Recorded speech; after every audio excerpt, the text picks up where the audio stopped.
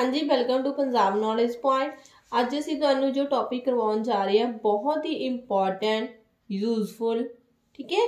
तो वीडियो नूं एंड तक जरूर देखियो। जो टॉपिक करवाए इंपॉर्टेंट आ, यूजफुल आ, इंटरस्टिंग टॉपिक है जी। ਆਪਾਂ ਤੁਹਾਡਾ ज़्यादा टाइम वेस्ट नहीं करते हैगे।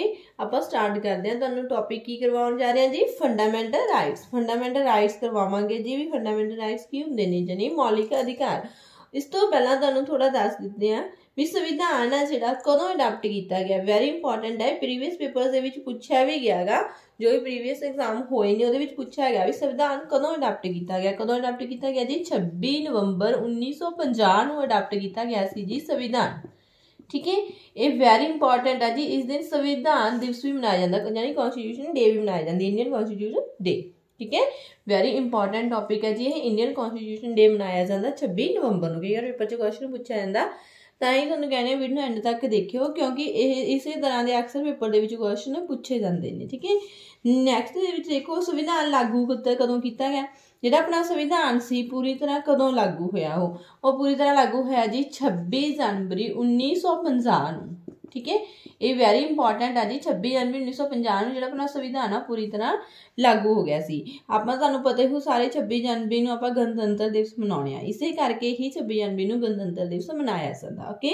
संविधान बनाउण लई किन्ना समा लग्गिया सी, ये पेपरां विच बहुत बार पूछा जांदा भी संविधान बनाउण लई किन्ना समा लग्गिया सी। संविधान बनाउण लई जी 2 साल 11 महीने 18 दिन लगे सी जी, ठीक है। वेरी इंपॉर्टेंट है भी पेपरों के बहुत बार पूछा गया भी कद संविधान किन्ने टाइम के अपना बन के तैयार होया सी। 2 साल 11 महीने ते 18 दिनों के, ओके। हुण तुहानूं दस भी ये ड्राफ्टिंग कमेटी के चेयरमैन सी कौन सी जी। ये वेरी इंपॉर्टेंट है, पेपरों बहुत बार भी पूछा गया भी ड्राफ्टिंग कमेटी के चेयरमैन कौन सी जी। डॉक्टर भीमराव अंबेडकर। भीमराव अंबेडकर की सी ड्राफ्टिंग कमेटी के प्रधान सी जी। कई बार ना पेपर पूछा जाता भी अपने संविधान के पितामह कौन सी, यानी इंडियन अपने फादर ऑफ इंडियन कॉन्स्टिट्यूशन, ठीक है, कौन सी के डॉक्टर भीमराव अंबेडकर, ठीक है। वेरी इंपॉर्टेंट है। हुण तुहानूं दसदे हां भी जदों अपना संविधान लागू होया सी, बनिया सी, मतलब संविधान जदों बनिया, ठीक है, संविधान बनिया सी जदों, उस समय अपने संविधान दे विच 22 पार्ट, ठीक है, 395 आर्टिकल यानी 395 अनुच्छेद, ठीक है, 8 शेड्यूल्स यानी कि 8 अनुसूचियां, ठीक है, ये सीगियां। ते पर जो हुण अपना प्रेजेंट संविधान आ उहदे विच 25 पार्ट ने जी, 465 आर्टिकल ने गे, 12 शेड्यूल्स यानी कि 12 अनुसूचियां ने गियां। ये अपनी प्रेजेंट जिहड़ा हुण दा संविधान है, प्रेजेंट संविधान की गल कर रहे हैं आपां, ठीक है। हाँ जी, आपां हुण गल करदे सी फंडामेंटल राइट्स बारे। जिहड़े फंडामेंटल राइट्स ने गे ये अपने पार्ट 3 दे विच आउंदे ने। पार्ट 3 दे विच कई बार पेपर दे विच ये पूछा था, बहुत बार पूछा गया भी जिहड़े फंडामेंटल राइट्स ने जां मौलिक अधिकार ने संविधान दे किहड़े पार्ट दे विच आउंदे ने जी। पार्ट 3 दे विच आउंदे ने, ठीक है। याद रखियो एक पेपर तुहानूं मोटा मोटा दस देना भी पार्ट 1 जिहड़ा पार्ट 1 दे विच आउंदा जी अपने कोल यूनियन एंड इट्स टैरिटरीज, ठीक है, एंड इट्स टैरिटरीज, ओके, जानी कि अपने राज अते केंद्र शासित प्रदेश आउंदे ने। पार्ट 2 दे विच आउंदा जी सिटीजनशिप, नागरिकता, ठीक है, नागरिकता आउंदी अपनी पार्ट 2 दे विच। आपां गल करदे सी पार्ट 3 दी। पार्ट 3 दे विच की आउंदा जी फंडामेंटल राइट्स ने गे जिहड़े अपने पार्ट 3 दे विच आउंदे ने जी। किन्ने आर्टिकल किन्ने ने आर्टिकल 12 तो लैके 12 तो 35 तक, ठीक है। आर्टिकल 12 तो 35 तक पार्ट 3 दे विच अपने फंडामेंटल राइट्स ने आउंदे ने जी, ठीक है। तुहानूं जिहड़े कि अपने फंडामेंटल राइट्स ने गे इन्हां दे विच संसद द्वारा सोध कीती जा सकदी है। संसद की इन्हां दे विच सोध भी कर सकदी है, ठीक है। फंडामेंटल राइट्स दे विच संसद सोध भी कर सकदी है, यानी अमेंडमेंट कर सकदी है इन्हां दे विच, ओके। जे कई बार की हुंदा गा संकटकालीन स्थितियां लग जांदियां ने, राष्ट्रपति की है जिहड़ा संकटकालीन स्थिति दे विच इन्हां अधिकारां नूं की खत्म कर सकदा, खत्म भी कर सकदा जां हटा भी सकदा, ठीक है, खत्म कर सकदा जां हटा सकदा जदों एमरजेंसी लग जांदी हुंदी है, ठीक है। उस समय इन्हां अधिकारां नूं खत्म भी किया जा सकदा जां हटाया भी जा सकदा कुछ समय लई। ये नहीं भी आप सदा लई हटावांगे, कुछ समय लई। सुप्रीम कोर्ट की इन्हां दे सारे अपने फंडामेंटल राइट्स ने उन्हां दी रखिया करदी है, ठीक है। हुण जदों आपां तुहानूं दसदे भी जदों अपना संविधान लागू होया सी, ठीक है, जदों संविधान लागू होया सी उस समय संविधान दे विच 7 मौलिक अधिकार सी। किन्ने सी जी? 7 मौलिक अधिकार सी जदों अपना संविधान आ जिहड़ा लागू होया सी जी, यानी कि 7 अपने कोल फंडामेंटल राइट्स सीगे। ठीक है, 1978 दे विच कई बार पेपर च पूछा जांदा भी 1978 दे विच 44वीं अमेंडमेंट हुई सी। ठीक है, 44वीं सोध हुई सी संविधान दे विच। उस सोध द्वारा जिहड़ा कि अपने मौलिक अधिकारां दे विचों संपत्ति, जिहड़ा संपत्ति दा अधिकार सीगा नी प्रॉपर्टी दा, ठीक है, राइट टू प्रॉपर्टी। ठीक है, राइट टू प्रॉपर्टी सी जिहड़ा वो अपने संविधान दे विचों कढ दिता गया सी जी। ठीक है, ਅਤੇ 20 जून 1979 तो बाद, ठीक है, 20 जून 1979 तो बाद क्या मौलिक अधिकारां दी जिहड़ी गिनती आ वो 6 हो गई सी जी। ठीक है, इस कई बार पेपर दे विच पूछा जांदा मौलिक अधिकारां दी गिनती कदों तो 6 सी? 20 जून 1979 तो बाद। ठीक है, 6 हो गई सी जी मौलिक अधिकारां दी गिनती, यानी फंडामेंटल राइट्स दी जिहड़ी गिनती आ वो 6 हो गई सी जी। हुण अपने फंडामेंटल राइट्स किन्ने ने जी? 6 ने। ठीक है, इन्हां बारे तुहानूं डिटेल दे विच दस्सांगे। एक तुहानूं होर दस दिए जी, जिहड़ा आपां ने संपत्ति का अधिकार दसेगा, ये अपने पेपर दे विच बहुत बार पूछा गया भी किहड़ा अधिकार अपने मौलिक अधिकारां दे विचों कढ दिता गया। किहड़ा अधिकार है जो संपत्ति का अधिकार है भी जो अपने मौलिक अधिकारां दे विचों कढ दिता गया, तो क्या एक कानूनी अधिकार बन गया अनुच्छेद अपने 300A दे अनुसार, आर्टिकल जानी 300A दे अनुसार ये की अपना एक कानूनी अधिकार बन गया। ओके, हाँ जी, देखो सब तो पहला राइट की है? Right to equality. Right to equality अपने किहड़े आर्टिकल दे अंडर आउंदा है जी? 14 तो 18, 14 तो 18 आर्टिकल दे अंडर आउंदा राइट टू इक्वलिटी, यानी कि समानता का अधिकार है 14 तो 18 आर्टिकल दे अंडर आउंदा है। नैक्सट है जी राइट टू फ्रीडम, यानी कि स्वतंत्रता का अधिकार। राइट टू फ्रीडम किहड़े आर्टिकल दे अंडर आउंदा जी? 19 तो 22, 19 तो 22 दे अंडर आउंदा जी राइट टू फ्रीडम, यानी कि स्वतंत्रता का अधिकार। नैक्सट है जी तीजा अपने कोल किहड़ा राइट है? Right against exploitation. ठीक है, अपने कोल शोषण विरुद्ध, यानी कहंदे शोषण विरुद्ध अधिकार, ये अपने कोल आर्टिकल 23 तो 24 दे अंडर आउंदा जी, 23 तो 24 दे अंडर। इन्हां नूं तुहानूं डिटेल दे विच भी दसांगे, एक बारी पहलां देख लो मोटा मोटा। नैक्सट है जी राइट टू रिलीजियस इंडिपेंडेंस, यानी कि धार्मिक स्वतंत्रता का अधिकार। धार्मिक स्वतंत्रता का अधिकार है जिहड़ा वो अपने आर्टिकल 25 तो 28 के अंडर आउंदा है। 25 तो 28 तक आपां नूं धार्मिक स्वतंत्रता का अधिकार है। ठीक है, राइट टू नैक्सट है right to culture and education, सभ्याचार ते विद्यक अधिकार। सभ्याचार ते विद्यक अधिकार है जिहड़ा वो अपने आर्टिकल 29 ते 30 के अंडर आउंदा, 29 तो 30 के अंडर। ठीक है जी, नैक्सट है राइट टू कॉन्स्टिट्यूशनल रिमेडीज, यानी कि संविधानिक उपचारां का अधिकार है, ये अपने आर्टिकल 32 के अधीन आउंदा। वेरी इंपॉर्टेंट है जी, ये अपने आर्टिकल 32 के अधीन आउंदा। हुण आपां तुहानूं इहदे विच इन्हां बारे डिटेल दे विच दस्सण जा रहे हैं।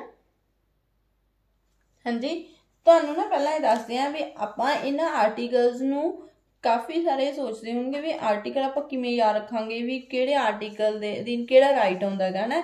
ये तुहानूं याद रखण दा बिल्कुल सौखा ट्रिक दसदे हां। देखो जी, ई ते एफ नां दे 2 लड़के सी। ठीक है, उन्हां ने जी शोध करके सिक्ख्या नूं अपने आर्टिकल दे विच अपने मौलिक अधिकारां दे विच ले आए। ठीक है, हुण देखो जी ईदा की मतलब हुंदा? ईदा मतलब हुंदा इक्वैलिटी। ठीक है, इक्वैलिटी यानी समानता का अधिकार, समानता इक्वैलिटी। ठीक है, एफ की हुंदा जी? फ्रीडम। एफ की हुंदा फ्रीडम, यानी कि स्वतंत्रता। ये बन गया स्वतंत्रता का अधिकार। पहला समानता आउंदी है, फिर स्वतंत्रता का अधिकार आउंदा। नैक्सट आ गया जी अपने कोल सोध। सोध दे विच किहड़ा अखर? सस्सा। ठीक है, सस्से नाल की आउंदा जी अपने कोल? सस्से नाल आऊगा जी शोषण विरुद्ध अधिकार। ठीक है, शोषण विरुद्ध अधिकार, यानी कि राइट अगेंस्ट एक्सप्लॉयटेशन। ठीक है, शोषण आ गया। ठीक है, शोषण विरुद्ध हो गया है, यानी कि की बन गया जी? Exploitation, against exploitation. ठीक है जी, अगे आगे अपने कोल धद्दा आ गया। ठीक है, धद्दे नाल की बन गया जी? धार्मिक स्वतंत्रता का अधिकार, यानी कि रिलीजियस इंडिपेंडेंस।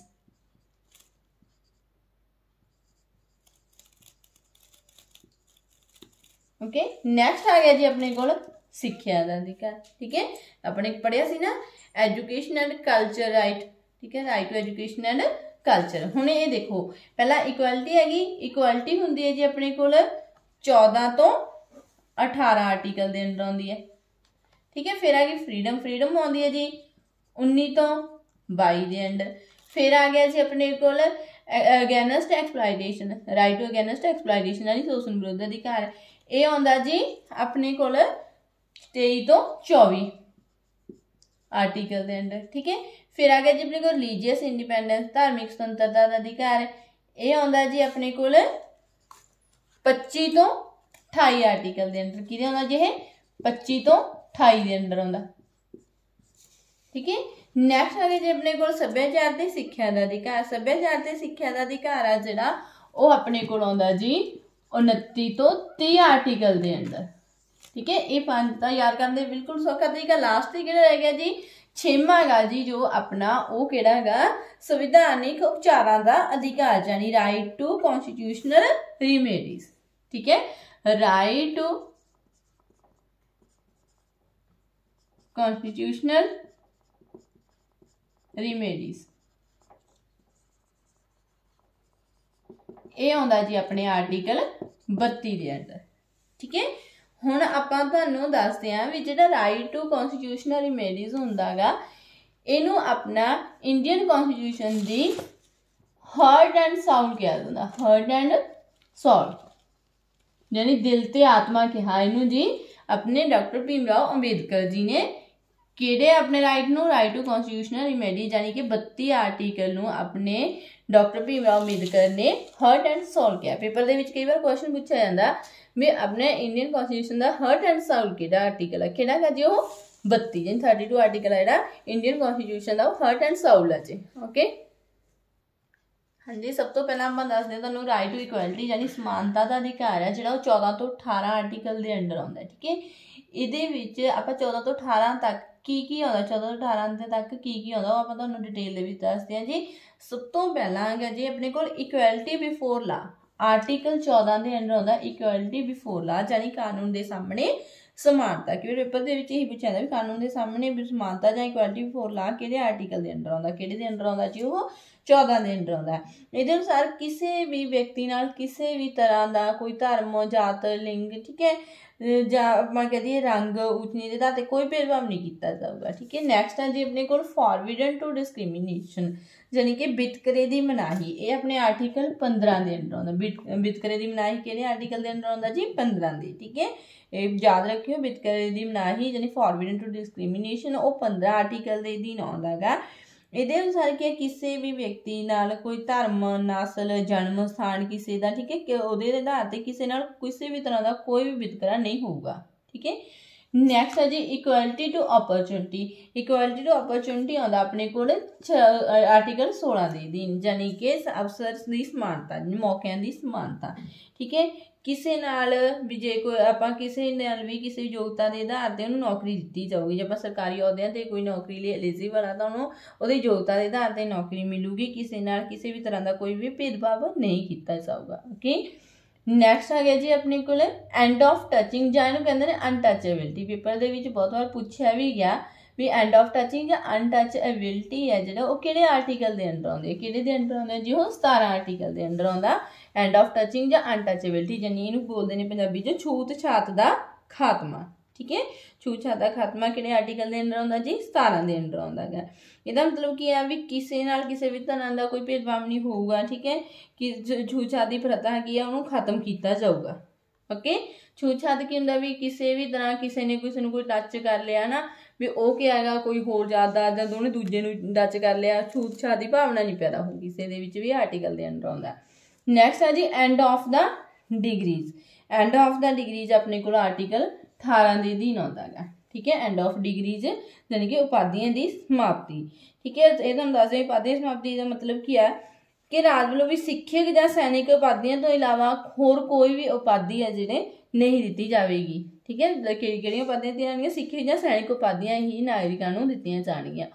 ओके ये अपना जी राइट टू इक्वैलिटी जो 14 तो 18 के। ओके हाँ जी, नैक्सट अपना जो राइट है वो क्या जी, राइट टू फ्रीडम यानी कि समानता का अधिकार। ये किन्ने दा आर्टिकल के अंडर आउंदा, 19 तो 22 आर्टिकल के अंडर आउंदा।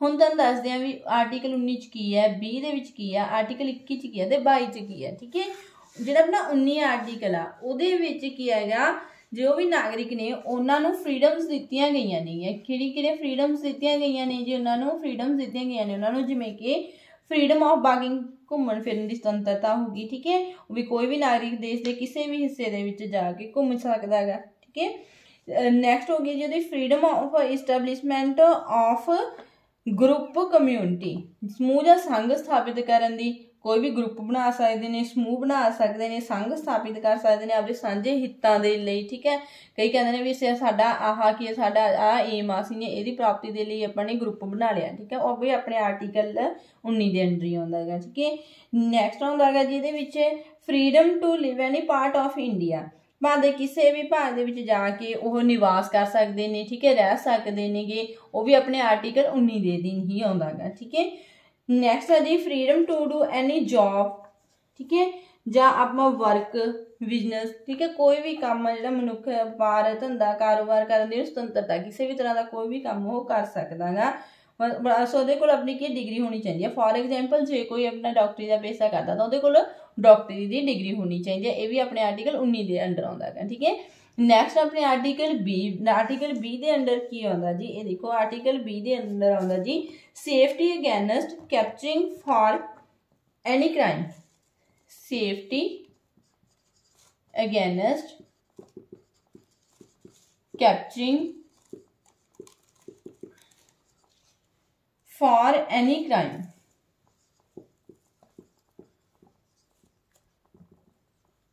इसका मतलब की है जी, किसी भी अपराध लिए पकड़े जाने के विरुद्ध जी सुरक्षा वो अपने आर्टिकल 20 के विच आउंदी है जी। ये की है भी आपां कोई भी अजिहे कानून की लंघना करने की किसी को कोई सज़ा नहीं दी जा सकती जो उस समय कानून लागू ही नहीं सी जब किसी ने जुर्म किया सी। ओके, ਜਾਂ किसी भी अपराधी ਨੂੰ एक तो बाद बार सज़ा नहीं दे सकते, एक अपराध लिए सिर्फ एक बार ही सज़ा दी जा सकती है। ठीक है, कोई भी व्यक्ति है अपने विरुद्ध गवाही देने लिए किसी को मजबूर नहीं कर सकता, वो अपने आर्टिकल 20 के अंडर आता है। ठीक है, नैक्सट है जी अपने आर्टिकल 21 के अंडर की आता जी right to life, right to life and personal freedom, personal freedom. Okay, जीवन ते निजी स्वतंत्रता का अधिकार।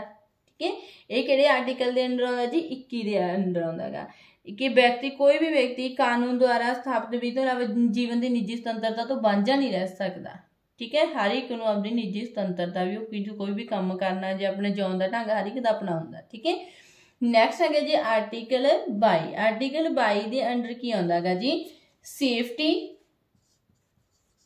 Against capturing by policy in some crimes. हाँ जी, 22 के अंडर की आता भी कुछ अवस्थावां विच गिरफ्तारी विरुद्ध सुरक्षा। ठीक है, कुछ अवस्थावां दे विच गिरफ्तारी के विरुद्ध सुरक्षा जी अपने आर्टिकल 22 के विच आउंदी है। इहदे विच की है जी नागरिक नूं बिना जुर्म दसे नूं गिरफ्तार नहीं कर सकते। ठीक है, अपराधी की अपनी इच्छा के अनुसार वकील की सलाह, किसी भी वकील की सलाह लै सकदा गा। ओके, तो कोई भी मुजरम है, ठीक है, 24 घंटे के अंदर अंदर आपां किसी न किसी मैजिस्ट्रेट के सामने पेश करना जरूरी हुंदा गा। ठीक है, जेकर कि अदालत बिना हुक्म मुजरम नूं अदालत बिना हुक्म तो 24 घंटे तो ज़्यादा जेल च नहीं रखा जा सकता। ओके, ये अपने आर्टिकल 22 के विच आउंदा जी राइट टू फ्रीडम है, जिहड़ा समानता का अधिकार है जी, सॉरी स्वतंत्रता का अधिकार है 19 तो 22 आर्टिकल के अंदर आउंदा राइट टू फ्रीडम। ये 19, 20, 21, 22 उन्होंने बारे तुहानूं दसता भी 19 के सारिया अपनी फ्रीडम्स आउंदियां नहीं है, हर एक नागरिक नूं की फ्रीडम्स नहीं है। ठीक है, 20 के विच की आउंदा गा जी भी अपराध किसी अपराध लिए कोई फड़िया गया उहदे विरुद्ध सुरक्षा। ठीक है, 21 के विच की आउंदा गा जी जीवन ते निजी स्वतंत्रता आ जांदी हैगी। 22 के विच की आउंदा कुछ जदों कि गिरफ्तार किया जाता उन्हां दे विरुद्ध सुरक्षा, कुछ अवस्थावां दे विच गिरफ्तारी के विरुद्ध सुरक्षावां बारे। ओके, हाँ जी, नैक्सट राइट देखो, नैक्सट राइट की है राइट अगेंस्ट एक्सप्लॉयटेशन यानी शोषण विरुद्ध अधिकार। ये अपने आर्टिकल 23 ते 24 के अंडर आता। 23 ਦੇ ਵਿੱਚ ਕੀ ਆਉਂਦਾ forward to human business and wages, ਠੀਕ ਹੈ, ਮਨੁੱਖੀ ਵਪਾਰ ਤੇ ਬਿਨਾਂ ਮਜ਼ਦੂਰੀ ਕੰਮ ਦੀ ਮਨਾਹੀ। ਇਹਦੇ ਕੀ ਮਤਲਬ ਹੈ, ਜਿਹੜੀਆਂ ਔਰਤਾਂ ਆਪਣੇ ਆਰਟੀਕਲ 23 ਦੇ ਵਿੱਚ ਆਉਂਦਾ ਜੀ, ਠੀਕ ਹੈ, ਜੇ ਔਰਤਾਂ ਬੱਚਿਆਂ ਜਾਂ ਮਨੁੱਖਾਂ ਨੂੰ ਅੱਗੇ ਵੇਚਿਆ ਜਾਂਦਾ, ਠੀਕ ਹੈ, ਉਹਦੀ ਇਹਦੇ ਵਿੱਚ ਮਨਾਹੀ ਕੀਤੀ ਗਈ ਆ ਵੀ ਉਹਨਾਂ ਨੂੰ ਨਹੀਂ ਵੇਚਣਾ, ਬਿਨਾਂ ਮਤਲਬ ਉਹਨਾਂ ਜ਼ਬਰਦਸਤੀ ਨਹੀਂ ਵੇਚਿਆ, ਕਿਸੇ ਨੂੰ ਨਹੀਂ ਵੇਚਿਆ ਜਾ ਸਕਦਾ। ਨੈਕਸਟ ਹੈ ਜੀ ਫॉरबिडन टू चाइल्ड लेबर, ਇਹ ਆਪਣੇ ਆਰਟੀਕਲ 24 ਦੇ ਅਧੀਨ ਆਉਂਦਾ ਗਾ, ਠੀਕ ਹੈ। ਦੇਖੋ ਹੁਣ 24 ਦੇ ਵਿੱਚ ਪਿੱਛੇ ਚੌਕਾ ਚੌਕੇ ਤੋਂ ਕਲੀਅਰ ਹੈ ਜੀ ਆਪਾਂ ਨੂੰ ਵੀ 14 ਸਾਲ ਦੇ ਜੋ ਬੱਚੇ ਨੇ, ਠੀਕ ਹੈ, 14 ਸਾਲ ਤੱਕ ਦੇ ਬੱਚਿਆਂ ਨੂੰ ਕਾਰਖਾਨਿਆਂ ਦੇ ਵਿੱਚ ਜਾਂ ਕੋਈ ਵੀ ਆਪਣਾ ਜੋਖਿਮ ਭਰਿਆ ਜਿਹੜੇ ਜ਼ਿਆਦਾ ਔਖੇ ਕੰਮ ਨੇ ਉਹਨਾਂ ਦੇ ਵਿੱਚ ਨਹੀਂ ਲਗਾਇਆ ਜਾ ਸਕਦਾ ਜੀ। ਕਿਹੜੇ ਆਰਟੀਕਲ ਦੇ ਅੰਡਰ ਆਉਂਦਾ ਜੀ, ਉਹ ਬਾਲ ਮਜ਼ਦੂਰੀ ਕਹਿੰਦੇ ਜਿਹਨੂੰ ਆਪਾਂ ਵੀ ਬਾਲ ਮਜ਼ਦੂਰੀ ਨਹੀਂ ਕਰਾਉਣੀ, ਉਹ ਆਪਣੇ ਆਰਟੀਕਲ 24 ਦੇ ਅੰਡਰ ਆਉਂਦਾ ਜੀ। ਓਕੇ,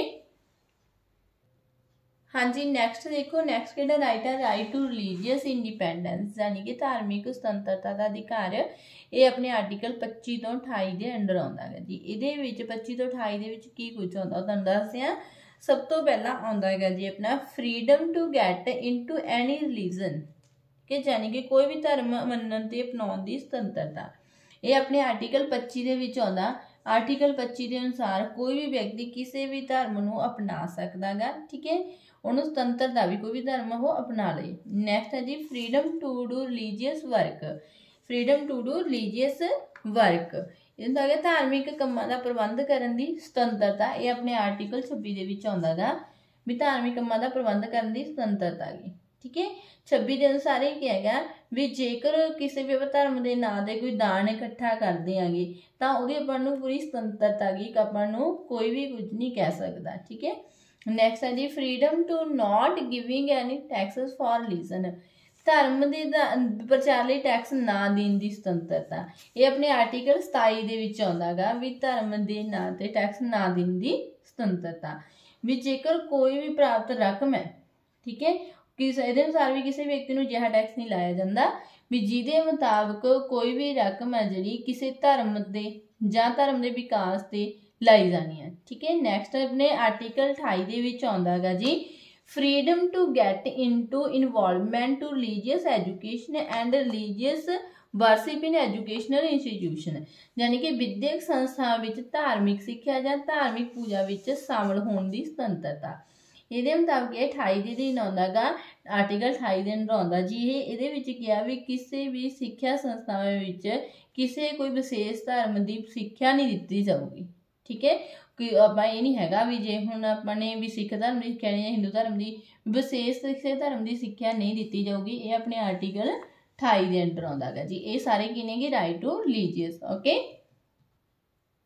हाँ जी, नैक्सट आ गया अपना right to culture and education यानी सभ्याचार ते सिक्ख्या का अधिकार है। अपने आर्टिकल 29 तो 30 दे विच आउंदा गा, ठीक है। ये 29 ते 30 दे विच की आउंदा गा, पहला आउंदा 29 दे विच आउंदा जी अपने कोल protection of the minorities rights यानी घट गिनती के अधिकारां दी रखिया। ये अपने किहड़े आर्टिकल दे विच आउंदा जी 29 आर्टिकल दे विच आउंदा गा। ओके, इहदे विच है कि है जी, इहदे विच की हैगा भी जदों किसी भी संस्था दे विच दाखला लैना, विद्यक संस्था दे विच दाखला लैना तो किसी नाल भी धर्म जाति या भाषा के आधार पर कोई भी तकरार जिहड़ा नहीं किया जाऊगा। ओके, नैक्सट है जी अपने को right to establish educational institutions by minorities. ये क्या है अपने 30 आर्टिकल के अंडर आउंदा गा। इसका मतलब कि घट गिनतियां नूं विद्यक संस्थावां की स्थापना करने का अधिकार है, ठीक है।